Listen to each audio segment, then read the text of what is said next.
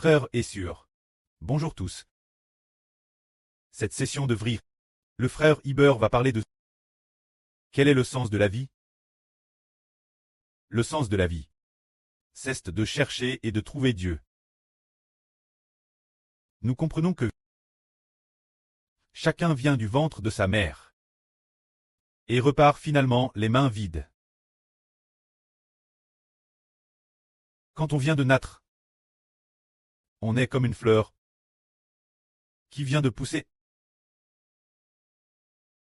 Après quelques décennies, on vieillit et on meurt. Une nation passe, une autre s'en va, une nation naît, puis ARS, elle vieillit son tour, une nation meurt, et les hommes naissent nouveaux. Ainsi, nation après nation après nation. Les gens d'île il y a un 00 ans, plus personne ne les voit. Les gens d'île il y a 200 ans. Nous ne savons déjà plus, oh ils sont. Pourtant la terre subsiste juste pressant. Ces gens ont autrefois vécu dans ce monde, mais ils ont fini par vivre dans la vanité. Une vie de vanité. Sans espoir, sans avenir, sans espoir. C'est ce que nous voyons. Des millions et des millions de personnes sont DJ mortes, génération après génération mourant ainsi. Mais aujourd'hui, le frère Iber demande: quel est le sens de notre vie? Si l'homme doit mourir, alors cela n'a pas de sens.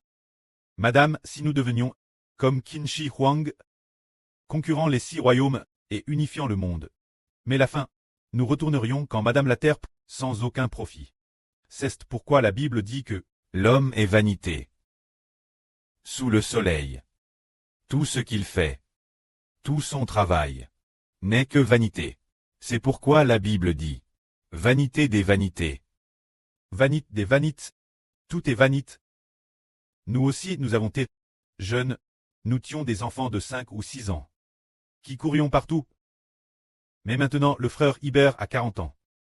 Et dans quelque temps, parmi les frères et sœurs, certains sont plus GS. Et d'autres atteignent plus de 90 ans. Notre vie est vraiment une vanité. Mais, nous les hommes, pourquoi sommes-nous venus? L'homme doit venir pour cette chose précise. Au fond, nous, qui nous a CRS.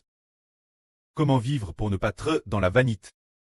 Puisque depuis que l'humanité existe, jusqu'à présent, de très nombreuses personnes ont vécu dans la vanité, sont naissent, puis sont retournent à la terre, devenues poussière, n'existant plus. Alors l'existence humaine semble n'avoir aucune valeur, aucun sens.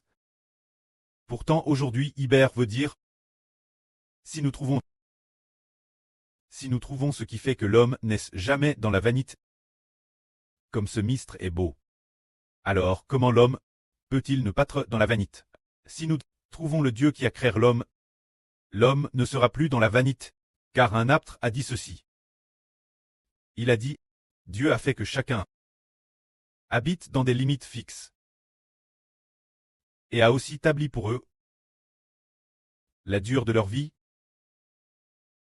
Quelle est la durée de vie de chacun d'eux? Dieu l'a DJ fixe, pour qu'ils, durant le temps de leur vie, rechercher Dieu, peut-être qu'ils le trouveront. Se dire que le sens de la vie est de trouver Dieu, de trouver le Dieu qui a créé la vie. Voici le sens de la vie. C'est-à-dire, si nous pouvons trouver Jéhovah qui a créé notre vie, alors la vie a un sens. Car, trouver le créateur de la vie, le Dieu Jéhovah, nous permet de comprendre qu'il nous a RS, dans quel but, et de savoir aussi s'il peut nous faire être comme lui, vivre pour toujours et jamais. En réalité, Dieu a créé l'homme, non pas pour qu'il meure. Un Dieu si bon. Comment pourrait-il créer l'homme pour que sa fin dernière soit la mort? Jéhovah a créé l'homme, non pas pour qu'il meure, mais pour que l'homme ait l'occasion de le trouver et obtienne la vie éternelle. C'est cela le but de la création de l'homme par Dieu. Alors nous comprenons, et que l'origine, le but du précleste Jéhovah en créant l'homme. Le but de la création de l'homme est que l'homme cherche Dieu. Et peut-être qu'il le trouvera vraiment. Si un jour, durant notre vie, nous vieillirons et mourrons, cependant, nous avons la bénédiction de connaître le Dieu qui nous a créés, et ainsi, de voir sa face, et de vivre pour toujours et jamais. Puisqu'il a créé l'homme, et qu'il a le pouvoir de faire mourir l'homme, il a certainement aussi le pouvoir de faire vivre l'homme éternellement. En fait, l'homme peut obtenir la vie éternelle en trouvant Dieu. La vie est le but de notre vie, n'est-ce pas de s'efforcer de gagner de l'argent, ni de poursuivre la vanité. Aujourd'hui, beaucoup de gens sont occupés s'agiter dans ce monde complexe, au milieu de leur travail, sans espoir, sans avenir, alors qu'ils travaillent d'arrache-pied, élèvent des enfants, prennent leur retraite à 60 ans, et puis, sur la place publique, dansent la danse de place. Quant aux hommes, après avoir pris leur retraite, ils jouent peut-être au mahjong dans le parc, ou aux échecs. Puis ils atteignent 70 ans. À partir de 70 ans, leur corps commence à décliner. Et puis, petit à petit vers les 70 ans passent. L'un après l'autre, beaucoup commencent à mourir et retournent la poussière. C'est cela la vie. Ce que l'on voit, ce que nos yeux physiques voient actuellement. La fin est ainsi. Cependant, il y a une fin bien plus belle. L'homme doit en connaissant celui que nous sauve obtenir la vie éternelle. C'est-à-dire que l'homme meurt là deux. Y aura-t-il un homme que l'on peut appeler un Rédempteur, qui apparaîtra? Par exemple, nous vieillissons et mourrons. Frère Eschbert petit, vit juste des dizaines d'années, 50 ou 60 ans. 70 ou 80 ans vieillit et meurt. Alors y aura-t-il une situation où l'homme puisse trouver le Rédempteur et lui dire: Rédempteur, peux-tu me sauver, pour que je n'aie pas vieillir, ni à mourir? Y a-t-il une telle personne qui puisse nous sauver, nous empêcher de vieillir et de mourir? S'il y a une telle personne, il est le sauveur de l'humanité. Alors, chers frères et sœurs, pensez-vous qu'il y aura vraiment un tel sauveur? Oui. La réponse des frères et sœurs est TRS exact. Oui, il y a un tel sauveur. Il y a donc un tel sauveur, bien que nous soyons DJ morts l'avenir, et retourne la poussière, et que notre esprit soit déjà descendu au séjour des morts. S'il y a un tel Rédempteur, qui descende au séjour des morts pour nous appeler, nous appelant en disant: Ashbert, ressuscite du jour des morts, ton corps et retourne la poussière. Je te redonne un corps nouvellement créé, pour que ton corps ne se corrompe plus jamais, pour que ton nouveau corps, comme Dieu, ne meure plus, ne vieillisse plus, bien que ton esprit soit déjà descendu au jour des morts, je ne te laisserai pas enferme au jour des morts, mais tu en sortiras, ressuscité pour la vie éternelle. Y aura-t-il vraiment un tel Rédempteur pour nous sauver? C'est vrai.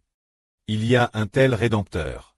Dans ce cas, si nous trouvons un tel Rédempteur, nous n'aurons plus mourir. L'humanité a-t-elle vraiment un Rédempteur? Par exemple pour les Chinois, Mao Zedong. Se dire, le président Mao a dit qu'il n'y a pas de Rédempteur. Il a dit que l'humanité n'a pas de Rédempteur. S'il a dit cela, nous comprenons que c'est seulement parce qu'il n'a pas trouvé le Rédempteur. Mais nous savons que nous pouvons le trouver. Alors en réalité, Y a-t-il vraiment un Rédempteur? S'il y a vraiment un Rédempteur, alors ce Rédempteur ne sera certainement pas un homme. S'il était un homme, pourrait-il nous sauver? Non, il ne le pourrait pas. S'il y a vraiment un Rédempteur qui nous sauve, qui nous vite la mort et nous sauve, et après notre mort, nous ressuscite du jour des morts, alors cette personne ne doit certainement pas être un homme, il doit être Dieu, ou quelqu'un qui avec Dieu acquiert l'homme ensemble. En fait, le Rédempteur, c'est lui qui a créé l'homme avec le vrai Dieu Jéhovah. Il a donc le pouvoir de nous sauver. Quant au moment de la création de l'homme, nous ne savons pas qui a créé l'homme, nous savons qu'il y a un appel Dieu qui a créé l'homme, mais c'est très étonnant. Lorsque Dieu a créé l'homme, il ne l'a pas créé seul. Il a créé l'homme avec son Fils. C'est très étonnant. Comment se fait-il que Dieu, avec le Fils de Dieu, Dieu a-t-il encore un Fils? A-t-il encore un Fils?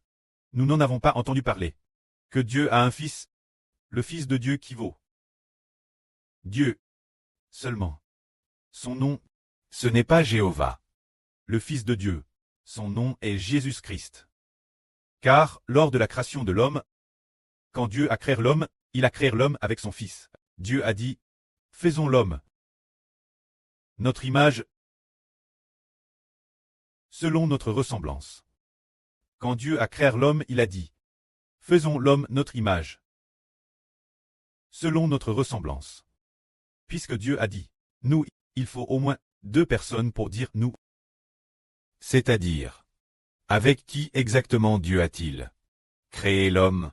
C'était en fait avec son Fils unique Jésus. Il est le Fils unique de Dieu. Jésus-Christ. Crant l'homme ensemble. En parlant de Jésus, les frères et sœurs connaissent Thérèse bien son nom. Le nom de Dieu est Jéhovah. Alors, Dieu Jéhovah, avec son Fils, acquiert l'homme ensemble.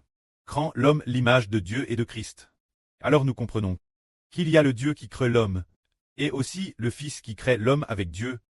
Puisqu'il en est ainsi, nous avons entendu dire que le Fils de Dieu s'appelle Jésus. Cela prouve que Jésus est descendu du ciel pour devenir homme. Il n'est certainement pas un homme. S'il était un homme, il ne serait pas le Fils de Dieu. Seulement, il a juste pris un corps humain. Il est le Fils de Dieu. Seulement, il est descendu sur terre comme un homme, prenant un corps humain, pour annoncer qu'il allait racheter l'humanité. Il y a un homme appelé Jésus. C'est dire Jésus-Christ, qui est descendu du ciel pour devenir homme. Il est devenu homme. Pour quelle raison?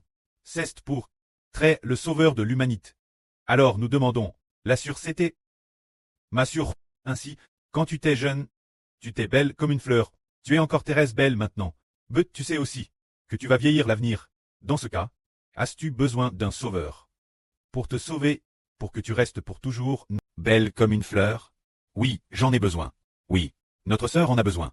Les frères et sœurs en ont-ils besoin aussi? Tout le monde en a besoin. Chaque personne en a besoin. Si les humains ne mouraient pas et ne vieillissaient pas, alors nous n'aurions pas besoin d'un sauveur. Mais en réalité, les humains meurent, vieilliront aussi. C'est d'avoir un Rédempteur. Le but du Rédempteur est de nous faire ressusciter d'entre les morts. Et puis, de faire que nous ne mourions jamais. De nous garder beaux et jeunes pour toujours. Et de plus, de ne plus jamais pécher. De recevoir l'amour de Dieu pour toujours. S'il y a un tel Rédempteur, qui nous empêche de mourir et de tomber malade, et de plus, qui nous garde jeunes et beaux. Alors s'il y a un tel Rédempteur, nous devons le suivre. Et croire en lui. Parmi l'humanité, il n'y a pas de Rédempteur.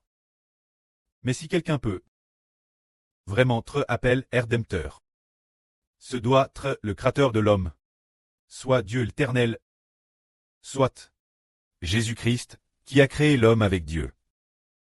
Pourtant, Dieu est suprême. Quand Dieu l'Éternel, c'est parce que l'humanité a offensé le Seigneur Dieu. Les anctres de l'humanité ont offensé le Seigneur Dieu. C'est pourquoi le Seigneur Dieu a rendu l'homme mortel. Alors qui sont les anctres de l'humanité? Ah, par exemple, les Chinois pensent que les anctres de l'humanité sont les descendants de Yan et Wang. Ils ne savent pas non plus qui est l'anctre de l'humanité. Certains disent que c'est Nuwa qui a créé l'homme. Mais c'est faux. Ce n'est pas non plus l'ancêtre de l'humanité. C'est juste une légende. L'ancêtre de l'humanité. Son nom est Adam. Il est l'anctre de l'humanité. Et il avait une femme nommée Adam et Ève ont tous deux été CRS par Dieu. C'est le Seigneur Dieu et son Fils, qui ont utilisé de la boue pour façonner Adam et Ève. Ainsi en créant Adam et Ève, Dieu les a ERS. Selon l'image de Dieu, sa ressemblance, il a créé Adam. Et de la CTE d'Adam, il a pris une CTE pour faire sa femme Ève. Ainsi l'humanité descend d'Adam et Ève. Ainsi toute l'humanité remonte à un seul ancêtre commun, qui est Adam. Mais quand Dieu a créé l'homme, il a commandé Adam en disant de ne pas résister au Saint-Esprit de Dieu. Car, en résistant au Saint-Esprit de Dieu, l'homme mourrait. Quand Adam, il a été trompé par l'ennemi de Dieu, le diable Satan, disant que l'homme pouvait résister au Saint-Esprit de Dieu sans mourir. Alors Adam et Ève ont résisté au Saint-Esprit de Dieu. En parlant de Dieu, qu'est-ce que le Saint-Esprit, l'Esprit de Dieu, fait référence à ce que Dieu a mis en l'homme.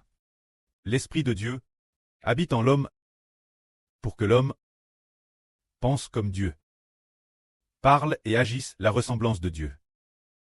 Les actions des hommes soient l'image de Dieu. Prenons un exemple. Les gens ordinaires, ceux qui ne croient pas au Seigneur, n'ont pas le Saint-Esprit. Ceux qui croient au Seigneur, ceux qui reçoivent le Saint-Esprit, sont comme le frère Ashbert, bien que leur apparence extérieure soit humaine, comme celle des gens ordinaires. Mais leurs pensées sont comme Dieu et comme le Seigneur. Pourquoi comme Dieu et comme le Seigneur? Parce que l'Esprit de Dieu et l'Esprit du Seigneur sont en notre frère Ashbert, faisant que les pensées et les intentions du frère Ashbert ne pensent que se soucier des choses de Dieu, ne se soucier que de ce qui concerne, puisque l'Esprit de Dieu est l'intérieur. L'homme doit devenir une personne qui vit pour Dieu, vivre pour Dieu, et non pour soi-même. Mais Dieu a mis son esprit en Adam, voulant ainsi qu'Adam et Ève vivent pour Dieu. Mais il y avait un serpent, qui en réalité préfigurait Satan le diable. Il a trompé Adam en disant « Tu n'as pas besoin de vivre pour Dieu. Pourquoi devrais-tu vivre pour l'Éternel? Résiste son esprit, laisse son esprit te quitter, et tu pourras vivre pour toi-même. Tu pourras toi-même être ton propre Dieu. Si tu vis pour l'Éternel, alors l'Éternel est ton Dieu. Mais si tu résistes, l'esprit qu'il a mis en toi, déesse que son esprit sera parti. Tu n'auras plus que ton propre esprit, alors tu pourras vivre pour toi-même. Et à ce moment-là, tu seras ton propre Dieu. Et de plus, tu ne mourras pas. Alors Adam et Ève ont pensé que ce que disait Satan le diable était vrai, que cela semblait plutôt bien. Alors ils ont couru la volonté de Satan le diable. Ainsi, ils ont résisté au Saint-Esprit de Dieu, et le Saint-Esprit a quitté Adam et Ève. Ce moment-là, Adam et Ève, dans leur manière d'agir, ne ressemblaient plus Dieu. Ce qu'ils disaient, ce qu'ils faisaient, ses pensées et ses intentions, n'étaient que pour vivre pour soi-même, se dire vivre pour l'Esprit qui habitait en lui. Pourtant l'origine, si l'Esprit de Dieu habitait en Adam, alors Adam et Ève vivraient pour celui qui habite. En Adam et Ève cesse dire Dieu. Ainsi, ils devenaient quelqu'un appartenant à Dieu, quelqu'un appartenant au Saint-Esprit. Adam devenait un très vivant doux d'esprit. Un très vivant doux d'esprit vit pour celui qui habite en Adam et Ève. Se dire l'Esprit de Dieu. Mais l'Esprit de Dieu a quitté Adam et Ève, et après cela, Adam et Ève ne vivaient plus pour Dieu, mais pour leur propre esprit, qui habitait en eux. Ainsi ils devenaient leur propre Dieu, faisant ce que bon leur semblait, sans plus aucun rapport avec Dieu, se coupant de leur relation avec Dieu. De cette façon, puisque l'homme ne vivait plus pour lui-même, mais pour puisque l'homme ne vivait plus pour Dieu, mais vivait pour lui-même, très son propre Dieu. Ne plus vouloir que l'Esprit de Dieu soit notre Dieu, mais vouloir que son propre esprit soit son propre Dieu, faire tout ce que l'on veut, sans que Dieu semble. C'est ainsi que, parce qu'ils ont ainsi résisté à Dieu, se sont révoltés contre Dieu. L'Esprit de Dieu a quitté Adam et Ève. Ce moment-là, Dieu a décidé. Puisque Dieu avait ordonné, ne résistez pas à l'Esprit de Dieu. Résistez l'Esprit de Dieu fera mourir l'homme. Alors puisque Adam et Ève ont résisté l'Esprit de Dieu, alors Adam et Ève n'appartenaient plus à Dieu, mais sont devenus leur propre maître. Et de plus, puisque ce moment-là, l'esprit du diable est aussi en Adam et Ève. Adam et Ève sont devenus dépendants d'eux-mêmes, appartenant au diable. Alors, puisqu'ils appartiennent eux-mêmes, et aussi au diable, alors Dieu a fait en sorte que Adam et Ève vieillissent et meurent. Ainsi toute l'humanité qui descend d'Adam, tous les hommes, vivent pour eux-mêmes. Tous les gens, soit vivent pour eux-mêmes, au mieux, vivent pour leurs enfants, pour leurs femmes ou leurs parents. C'est tout au plus cela. La plupart vivent pour eux-mêmes. Alors puisqu'ils vivent pour eux-mêmes, alors Dieu, puisqu'ils ne vivent pas pour Dieu, ne vivent pas pour Dieu, pensez-vous, frères et sœurs, que Dieu veuille leur donner la vie éternelle? Non, il ne veut pas, puisqu'ils vivent pour eux-mêmes. Dieu ne veut pas leur donner la vie éternelle. C'est pourquoi l'humanité tombe malade. Dieu soumet l'humanité la naissance, la vieillesse, la maladie et la mort. C'est ainsi que sont apparues la naissance, la vieillesse, la maladie et la mort. Après avoir vécu jusqu'à 80 ans, les gens en général retournent peu la poussière. C'est parce que l'homme ne vit que pour lui-même qu'il n'y a pas l'Esprit de Dieu en lui. Il n'y a pas l'Esprit de Dieu en lui. L'homme ne vit plus pour lui-même. Non. L'homme ne vit plus pour Dieu, mais vit pour lui-même. Alors puisque l'homme vit pour lui-même, Dieu a dit, puisque l'homme vit uniquement pour lui-même, alors Dieu, dans ce cas, Dieu ne lui permet plus d'obtenir la vie éternelle. Dieu, au contraire, Dieu a dit, puisqu'ils sont déjà devenus leur propre Dieu. Comme l'Éternel Dieu, tant leur propre Dieu. Ne voulant plus que l'Éternel soit leur Dieu, Dieu a dit, puisqu'il en est ainsi, et l'homme, il doit travailler dur pour avoir de la nourriture mangée. Il doit travailler dur pour avoir de la nourriture mangée.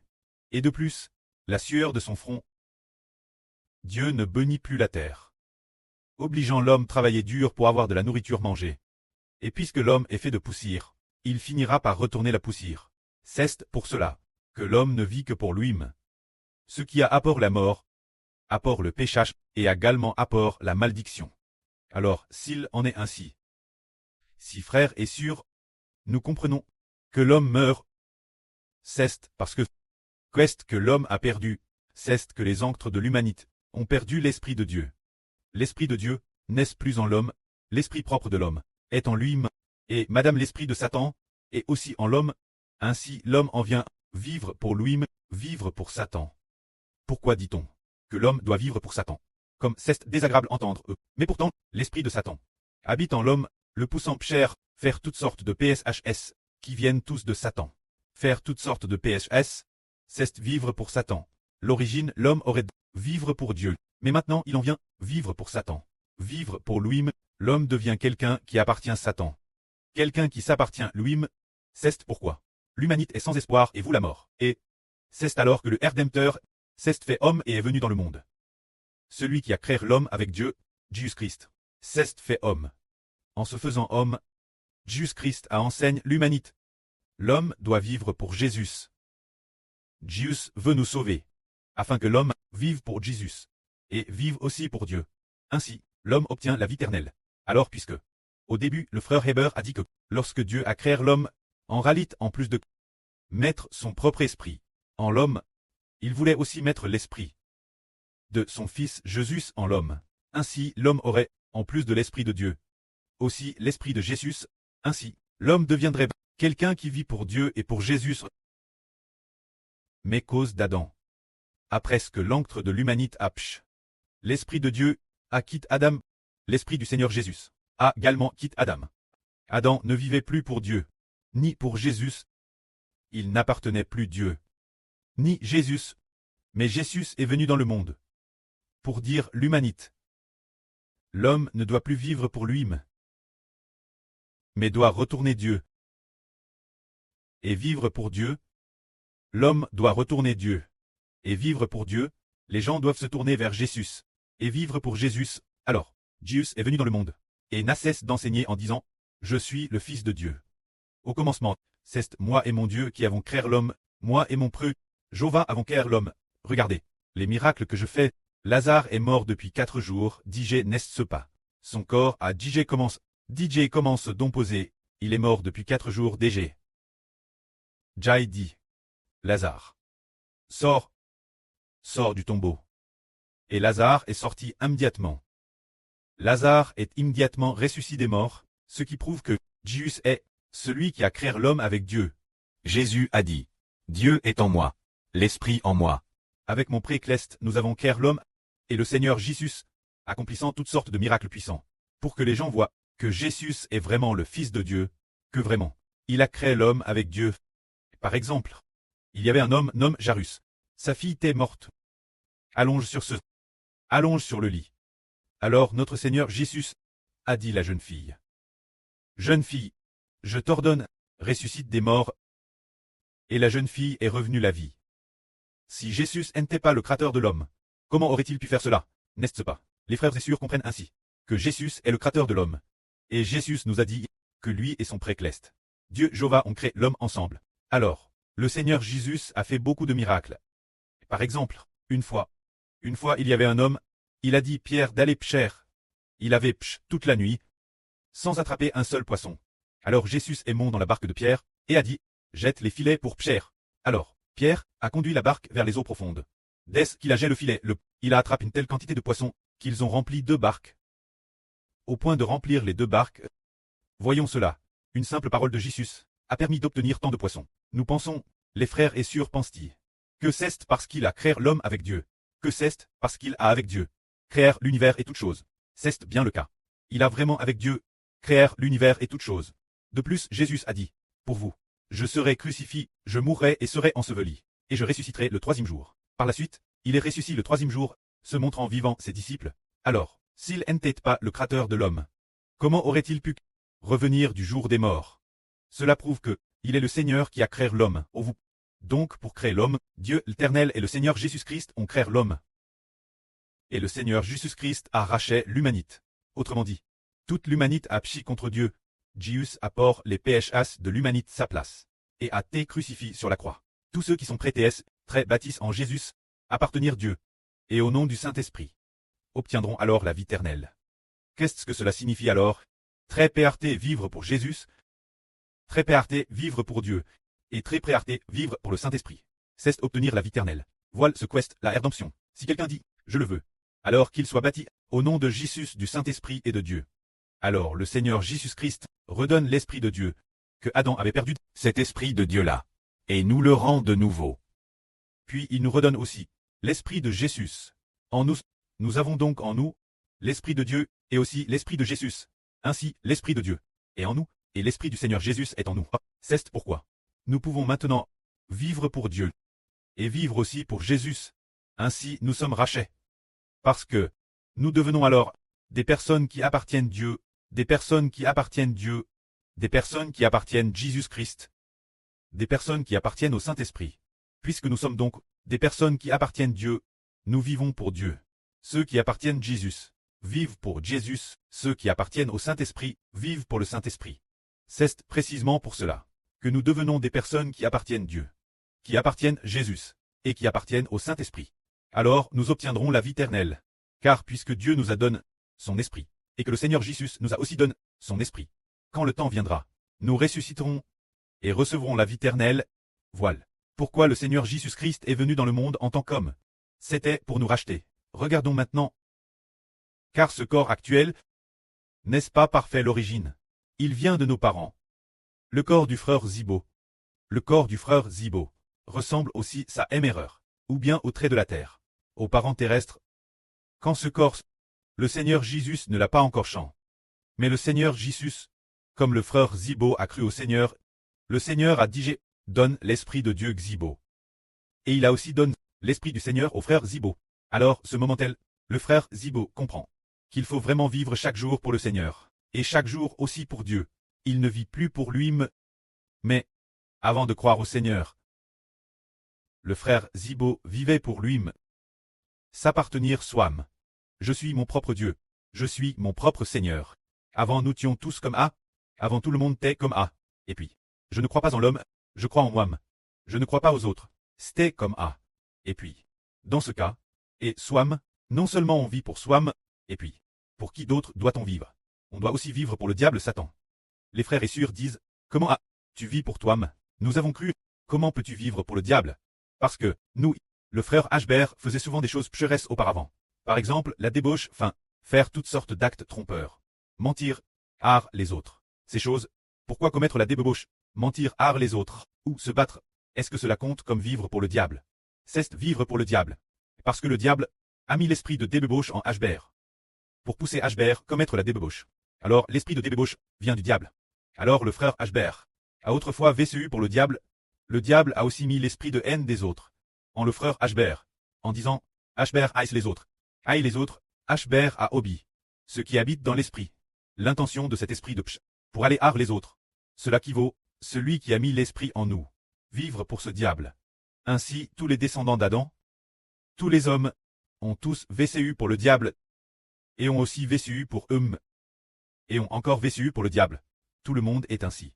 Alors dans ce cas, notre redemption, la rédemption du Seigneur Christ, doit être proclamant. Au nom de Jésus-Christ, pour notre baptiser notre sur Pilate. Alors au nom de Jésus, au nom de Dieu, de Jésus et du Saint-Esprit, baptisez la sur Pilate. Alors de cette façon, c'est baptisé au nom de Jésus de Dieu et du Saint-Esprit, pour que la sur Pilate soit sous le nom de Dieu, soit sous le nom de Jésus, soit sous le nom du Saint-Esprit. Ainsi, désormais, la sœur Pilate pourra vivre pour Jésus, vivre pour Dieu, vivre pour le Saint-Esprit. Alors puisque le précleste a dit j'ai vu, la sœur Pilate proclamait ainsi. A DJ proclame, le Seigneur a dit j'ai vu. Alors le Seigneur va sauver la sœur Pilate, pour que la sœur Pilate ne vive plus pour le pchash. C'est-à-dire, de cette façon, l'Esprit de Dieu entre en nous, l'Esprit du Seigneur entre en nous. Dieu et le Seigneur vont alors prendre ce qui habite. Quant au pchash que Satan a mis en nous, le Seigneur Jésus-Christ l'a simplement retiré et la jette dans le lac de feu et de soufre. Frères et sœurs, le croyez-vous? Le Seigneur a-t-il le pouvoir d'extirper le péchage qui est en nous, pour le draciner, et le jeter dans le lac de feu et de soufre? Le croyez-vous? Alors le Seigneur dit, en fait, cet enfant Pilate vit pour moi, vit aussi pour mon précleste, et vit aussi pour le Saint-Esprit. Bien. Je mets l'esprit de mon preux et mon esprit, tous deux dans la sœur Pilate, pour que déesse aujourd'hui, elle devienne un enfant qui appartient à Dieu. Et appartient aussi, comme un enfant du Seigneur Jésus-Christ, et appartient aussi, comme un enfant du Saint-Esprit. C'est ainsi que, la sœur Pilate, appartient désormais au Dieu et Seigneur qui a créé l'homme.